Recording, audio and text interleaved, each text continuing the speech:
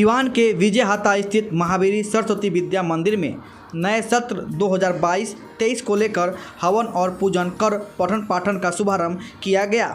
हवन और पूजन में छात्र छात्राओं और शिक्षक ने हिस्सा लिया। इस दौरान कोरोना काल में बेहतर पत्रकारिता को लेकर पत्रकारों को सम्मानित भी किया गया।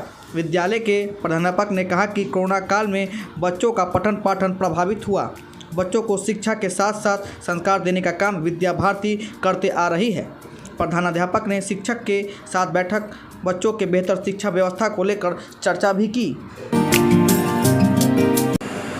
आज से मेरे विद्यालय में नया सत्र 2022-23 का प्रारंभ किया गया है और हम यह आशा करते हैं, विगत 2 सत्रों में कोविड-19 के चलते जो अनेक प्रकार की समस्याओं से हम लोग जूझते रहे हैं, खास करके शिक्षण संस्थान, वो इस बार हम लोग एक अच्छी व्यवस्था के तहत बच्चों को संस्कार के साथ साथ शिक्षा की जो उच्चतम मापदंड है उसको पूरा करने का इस सत्र में हम लोग प्रयास करेंगे। कोविड से कितना प्रभावित हुआ था शिक्षा?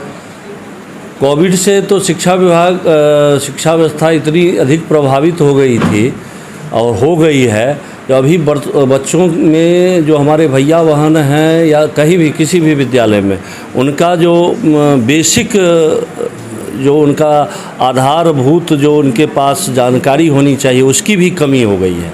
ठीक से वह सुलेख नहीं लिख पाते हैं, ठीक से उनका राइटिंग नहीं हो पाता है, अक्षर ज्ञान तक। और ख़ास करके इस लॉकडाउन के अवधि में जो बच्चे घरों में रहे हैं, सार्वजनिक स्थानों पर नहीं जा पाए हैं, जिसमें उनमें उदंडता और अनेक प्रकार की इस तरह की प्रवृत्तियाँ बढ़ गई है जो हम लोगों के लिए चुनौती है और उसका सामना कर रहे हैं, उसको ठीक करने का प्रयास कर रहे हैं। जी एकदम नई शिक्षा दी जाएगी और प्रयास हम लोग कर रहे हैं। जो इस 2 साल के अवधि में बच्चे डिप्रेशन में चले गए हैं, अनेक प्रकार की जो समस्याएं, उस सब से बच्चे उबर करके और फिर से नए जोशो खरोश के साथ अपने शिक्षा व्यवस्था में लगे। जी शुल्क में हमारे यहाँ व्यवस्था है, हर एक 2 साल के बाद 2 सत्र बीत जाने के बाद हम लोग 200 रुपया के आसपास शुल्क में बढ़ोतरी करते हैं, जो लगभग हमारे यहाँ 4% के आसपास होता है, जो हमने किया है इस बार। संस्कार के लिए सबसे ज़्यादा जाना जाता है। वैसे में अगर देखा जाए तो इसमें जो मैट्रिक की परीक्षा हुई थी, अन्य विद्यालय की जो छात्राएं थी कहीं ना कहीं डिप्रेशन में आकर गलत कदम उठा रही है। तो क्या लगता है समाज में किस तरह का संदेश देना चाहिए ताकि जो इस तरह की एक्टिविटी वो ना हो पाए?